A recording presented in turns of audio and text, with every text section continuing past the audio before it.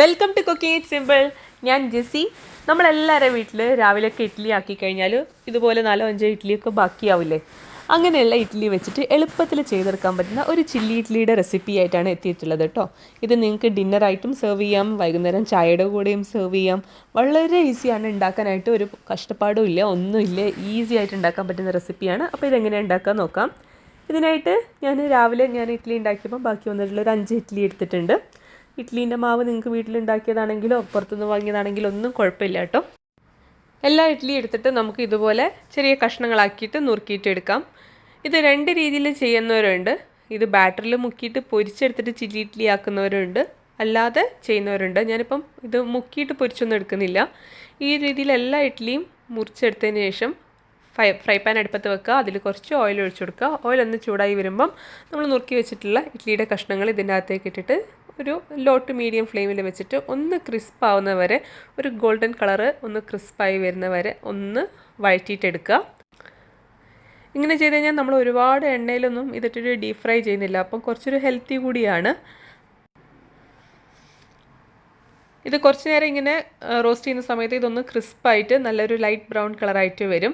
ഇങ്ങനെ ആയിക്കഴിഞ്ഞാൽ ഇത് നമുക്ക് ഒരു പ്ലേറ്റിലേക്ക് മാറ്റിയിട്ട് എടുത്ത് വയ്ക്കുക. എന്നിട്ട് ഇതേ ഫ്രൈ പാനിൻ്റെ അകത്തേക്ക് തന്നെ ബാക്കിയുള്ള കാര്യങ്ങൾ നമുക്ക് ഇട്ട് കൊടുക്കാം. അത് നമുക്കിതൊരു പ്ലേറ്റിലേക്ക് ഒന്ന് മാറ്റിയിട്ടിടാം. ഇപ്പോൾ ഇതാ നല്ല ഗോൾഡൻ കളർ ആയിട്ടുണ്ട്. ഇനി നമുക്ക് ഇതേ ഫ്രൈ പാനിലേക്ക് കുറച്ചുകൂടെ ഓയിൽ ഒഴിച്ചു കൊടുക്കുക. എന്നിട്ട് ബാക്കിയുള്ള ചേരുവകൾ ഇട്ട് കൊടുക്കാം. ഞാൻ ഒരു ചെറിയ സവാള വലിയ കഷ്ണങ്ങളാക്കി നോക്കിയത് ഇതിലേക്ക് ഇട്ട് കൊടുക്കുന്നുണ്ട്. അതുപോലെ തന്നെ ഒരു കഷ്ണം ക്യാപ്സിക്കം ഇട്ട് കൊടുക്കുന്നുണ്ട്. ഒരു ഫുൾ ക്യാപ്സിക്കത്തിൻ്റെ 1/4 ഭാഗമൊക്കെ ഞാൻ എടുത്തിട്ടുള്ളൂ. അതും കൂടെ നമുക്കിതിലേക്ക് ഇതേ രീതിയിൽ കഷ്ണങ്ങളാക്കിയിട്ട് നുറുക്കിയിട്ട് ഇട്ട് കൊടുക്കാം. പിന്നെ നമുക്കിതിലേക്ക് വേണ്ടത് ഇഞ്ചി വെളുത്തുള്ളി ചതച്ചതാണ്. ഞാനൊരു 2-3 വെളുത്തുള്ളി ചതച്ചതും ഒരു ചെറിയ കഷ്ണം ഇഞ്ചി ചതച്ചതും കൂടെ ഇതിൻ്റെ അകത്തേക്ക് ഇട്ട് കൊടുക്കുന്നുണ്ട്. ഇതെല്ലാം കൂടെ നമുക്ക് ഒന്ന് വഴറ്റിയെടുക്കാം. ഈ ഉള്ളിയുടെയും ക്യാപ്സിക്കത്തിൻ്റെയും ഇഞ്ചി വെളുത്തുള്ളിയുടെ ഒക്കെ പച്ചമണം മാറുന്ന രീതിയിൽ ഒന്ന് വഴറ്റിയെടുത്താൽ മതി. നന്നായിട്ട് വഴറ്റിയിട്ട് അങ്ങനെ താളിച്ച് അങ്ങനെയൊന്നും വേണ്ട. ജസ്റ്റ് ഒന്ന് ഇതിൻ്റെ ആ ഒരു പച്ച ചുവ മാറുന്ന വരെ ഒന്ന് വഴറ്റിയാൽ മതി. ഇതൊക്കെ നിങ്ങൾ കുറച്ച് ഹൈ ഫ്ലെയിമിൽ വെച്ചിട്ടാണ് ചെയ്യേണ്ടത് കേട്ടോ. ഇതൊന്ന് വഴറ്റി കഴിഞ്ഞാൽ നമുക്കിതിലേക്ക് ഒരു പകുതി തക്കാളി കൂടെ ഇട്ട് കൊടുക്കാം. എന്നിട്ട് നമുക്ക് ഇതിലേക്ക് ആവശ്യത്തിനുള്ള മസാലകളും സോസൊക്കെ ചേർത്ത് കൊടുക്കാം. ഞാനിപ്പം കുറച്ച് കശ്മീരി ചില്ലി പൗഡർ ഇതിൻ്റെ അകത്തേക്ക് ഇട്ട് കൊടുക്കുന്നുണ്ട്. ഒരു 1/2 ടീസ്പൂണൊക്കെ മതിയാവും. എരിവിനനുസരിച്ച് നിങ്ങൾക്ക് നിങ്ങളുടെ ഇഷ്ടത്തിനനുസരിച്ച് മുളക് പൊടിയൊക്കെ ചേർത്ത് കൊടുക്കാം. അതുപോലെ ആവശ്യത്തിനുള്ള ഉപ്പ് ഇട്ട് കൊടുക്കുന്നുണ്ട്. പിന്നെ നമുക്കിതിലേക്ക് വേണ്ടത് ടൊമാറ്റോ സോസാണ്. ആദ്യം നമുക്കിതൊന്ന് ഇളക്കി കൊടുക്കാം. അതിനുശേഷം നമുക്കിതിലേക്ക് കുറച്ച് ടൊമാറ്റോ സോസും അതുപോലെ തന്നെ കുറച്ച് സോയാ സോസും കുറച്ച് വിനാഗിരിയും ഇതിനകത്തേക്ക് ചേർത്ത് കൊടുക്കാം. സോസുകളൊക്കെ നിങ്ങൾക്ക് നിങ്ങളുടെ ഇഷ്ടത്തിനനുസരിച്ച് ചേർക്കാവുന്നതാണ്. ടൊമാറ്റോ സോസ് സ്വീറ്റ് ആയതുകൊണ്ട് ഞാൻ പിന്നെ വേറെ ഷുഗറൊന്നും ഇതിനകത്ത് ചേർക്കുന്നില്ല.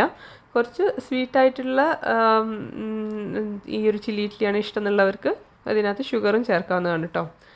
ഞാൻ കുറച്ച് ഹോട്ട് സോസും ഇതിനകത്ത് ചേർക്കുന്നുണ്ട്. ഇപ്പോൾ വിനാഗിരിയും ചേർത്തു. ഇനി നമുക്ക് ഇതെല്ലാം ഒന്ന് മിക്സ് ചെയ്യാം. നന്നായിട്ടൊന്ന് മിക്സ് ചെയ്തതിന് ശേഷം നമ്മൾ നേരത്തെ റോസ്റ്റ് ചെയ്ത് വെച്ചിട്ടുള്ള ആ ഇഡ്ഡലിയുടെ പീസസ് ഇല്ലേ, അത് ഇതിൻ്റെ അകത്തേക്ക് ഇട്ടിട്ട് ഒന്ന് ഇളക്കി കൊടുക്കാം. അതിൻ്റെ കൂടെ തന്നെ നമുക്ക് കുറച്ച് വെള്ളം കൂടെ ഇതിലേക്ക് ഒന്ന് ഒഴിച്ചു കൊടുക്കണം. എന്നാൽ ഈ സോസൊക്കെ ഈവണായിട്ട് നമ്മുടെ ഇഡ്ഡലിയുടെ കഷ്ണങ്ങളിലൊക്കെ പിടിക്കുകയുള്ളൂ. അപ്പോൾ കുറച്ച് വെള്ളം ഒന്ന് ഒഴിച്ചതിന് ശേഷം ഇത് നന്നായിട്ടൊന്ന് ഇളക്കിയിട്ടെടുക്കാം. ഇത്രയേ ഉള്ളൂ പരിപാടി. ഇത് നന്നായിട്ട് സോസിലൊക്കെ ഒന്ന് കോട്ട് ചെയ്തെടുത്തു കഴിഞ്ഞാൽ നമ്മുടെ ചില്ലി ഇഡ്ഡലി റെഡിയാണ്. ഇത്രയേ ഉള്ളൂ, സിമ്പിളായിട്ടുള്ള പരിപാടിയാണ്. അപ്പോൾ ഡിന്നറൊക്കെ പ്രത്യേകം വേറെ ഇനി എന്തുണ്ടാക്കണം, ഇനിയിപ്പോൾ ഇഡ്ഡലീൻ്റെ കൂടെയുള്ള കറി തീർന്നു പോയി കഴിഞ്ഞാൽ ഒന്നും വിഷമിക്കേണ്ട. ഈ ഒരു രീതിയിൽ പെട്ടെന്ന് ചെയ്തെടുക്കാം. കുട്ടികൾക്കൊക്കെ ഇഷ്ടമാവും ചെയ്യും. ഇതാ ഞാൻ ഫ്ലെയിം ഓഫ് ചെയ്തിട്ടുണ്ട്. അതിൻ്റെ മുകളിലായിട്ട് കുറച്ച് സ്പ്രിംഗ് ഒണിയനും കുറച്ച് മല്ലിയില അരിഞ്ഞതും കൂടെ ഇട്ട് കൊടുക്കുന്നുണ്ട്. ഇനി നമുക്കിത് പ്ലേറ്റിലേക്ക് സെർവ് ചെയ്യാം. ഇനിയിപ്പോൾ ഇതിൻ്റെ കൂടെ പ്രത്യേകിച്ച് വേറെ ഒന്നും വേണമെന്നില്ല. ഇത് ഇങ്ങനെ തന്നെ നമുക്ക് എടുത്തിട്ട് കഴിക്കാവുന്നതാണ്. അതല്ല ഇനി നിങ്ങൾക്ക് ഇതിൻ്റെ കൂടെ വേറെ എന്തെങ്കിലും ഡിപ്പൊക്കെ കൂട്ടിയിട്ട് കഴിക്കണം എന്നുണ്ടെങ്കിൽ അങ്ങനെയും ചെയ്യാം കേട്ടോ. അതിനും കുഴപ്പമൊന്നുമില്ല. അപ്പോൾ എല്ലാവരും ഇതൊന്ന് ട്രൈ ചെയ്ത് നോക്കുക. എന്നിട്ട് നിങ്ങളുടെ ഫീഡ്ബാക്ക് അറിയിക്കുക. പിന്നെ വീട്ടിലുള്ള സാധനങ്ങളൊക്കെ തന്നെയാണല്ലോ, അത് ഉപയോഗിച്ച് പെട്ടെന്ന് ഉണ്ടാക്കാൻ പറ്റുന്ന ഒരു സംഭവമാണ്. അപ്പോൾ എല്ലാവരും ട്രൈ ചെയ്ത് നോക്കിയിട്ട് ഫീഡ്ബാക്ക് അറിയിക്കുക. പിന്നെ നിങ്ങൾ ഇതുവരെ ചാനൽ സബ്സ്ക്രൈബ് ചെയ്യാത്ത ഒരാളാണെന്നുണ്ടെങ്കിൽ തീർച്ചയായിട്ടും ചാനൽ ഒന്ന് സബ്സ്ക്രൈബ് ചെയ്യുക. നിങ്ങളുടെ ഫീഡ്ബാക്ക് അറിയിക്കുക. നമുക്ക് പുതിയൊരു വീഡിയോ ആയിട്ട് കാണാം. താങ്ക്